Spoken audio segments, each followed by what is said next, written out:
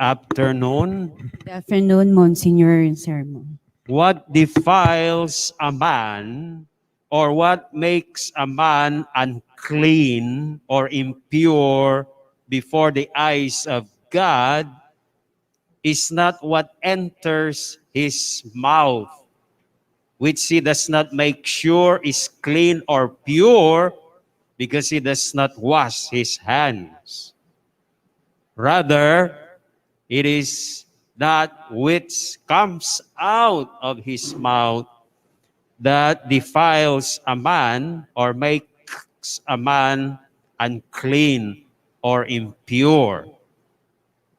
That is the reply of our Lord Jesus to some scribes and Pharisees in the gospel that we have heard.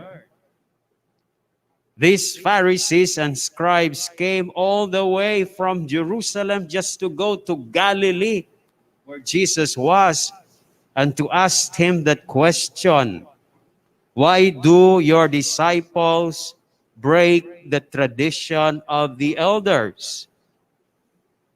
Why? Because they do not wash their hands when they eat a meal.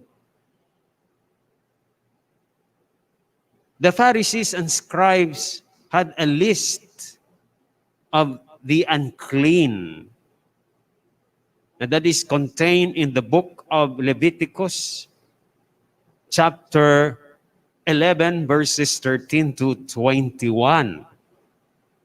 And among the unclean are, what are they? The pig, the rabbit, all insects except the locust, etc., etc. For the scribes and the Pharisees, if you touch this unclean, you become unclean, or without even knowing it, if you touch this unclean without even knowing it, you become unclean or defiled before God. That's why we understand that they really make sure that they wash their hands before they eat. And that is not really for hygienic purpose, but more for religious purpose. That is, in case they have touched something unclean, of course, their whole body or their whole selves becomes unclean, including their hands. So the food that they will touch will also be unclean. And if the food is unclean, they will also eat unclean food. So that's the reason why they really wash their hands. Because they don't want to be defiled or unclean before the eyes of God.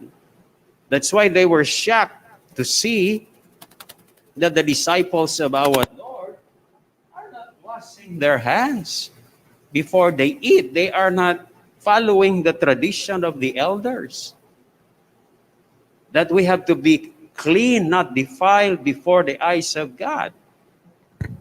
But this is, however, this was already answered by our Lord. No? When he said, it is not that enters into the mouth that makes a man unclean, defiled, impure, but rather it is that which comes out of his mouth that makes him unclean, impure, or defiled. And Jesus, it is not here in the gospel, but he further explains this by saying that what comes out of the mouth comes from the heart. So hindi lang dahil lumabas sa bibig mo, yan pala ay lumabas dahil galing yan sa puso. And from the heart, the Lord said, comes evil intentions. Anong minention ni Lord? Murder. Di ba? Evil yan. Adultery. Evil din yan, di ba? Fornication. Evil din yan. Theft. Perjury. Slander. Alam naman ninyo yun. Slander, yung paninira sa kapwa. Perjury, pagsisinungaling. So these are the things that come out of the mouth of a man, coming from his heart. And you know very well, these are sins. So ang nagpaparumi sa tao ay hindi yung pumapasok sa kanyang bibig, kundi ang mga kasalanan na lumalabas sa kanyang puso. Maliwanag? Oo. So, now, in order to make himself clean again, anong gagawin niya? Kailangan niyang hugasan yung kamay niya. He has to wash his hands, like the Pharisees are doing. Anong ginagawa natin? We have to wash our souls. Di ba? Through the sacrament of confession.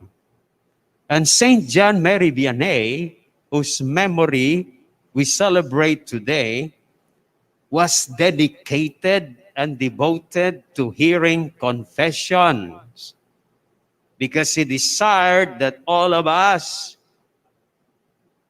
would be clean and pure before the eyes of God. That's why he spent how many hours in confession? 13 to 17 hours. Para yung buhay niya ay nandun na lamang sa loob ng confessional. But that is what he desired, that all of us should be clean and pure in the eyes of God, because he makes it possible as much as could be accommodated people who would like to clean their souls through the sacrament of confession. So let us reciprocate the holy desire of Saint John Mary Vianney by going to confession when we need it, so that we will be clean and pure in the eyes of God.